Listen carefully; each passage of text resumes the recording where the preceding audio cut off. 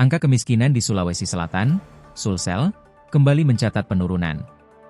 Badan Pusat Statistik, BPS, merilis bahwa per Maret 2025, tingkat kemiskinan di provinsi ini berada di angka 7,60%, setara dengan 698.130 jiwa dari total populasi sekitar 9,6 juta penduduk. Angka ini turun 0,17 persen poin dibandingkan data September 2024 yang tercatat sebesar 7,77%, dan mengalami penurunan 0,46 persen poin dibanding Maret 2024 yang berada di angka 8,06%.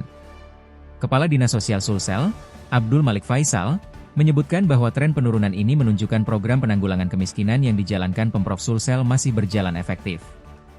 Namun demikian, jumlah penduduk miskin dan kelompok yang berisiko jatuh miskin masih sangat besar.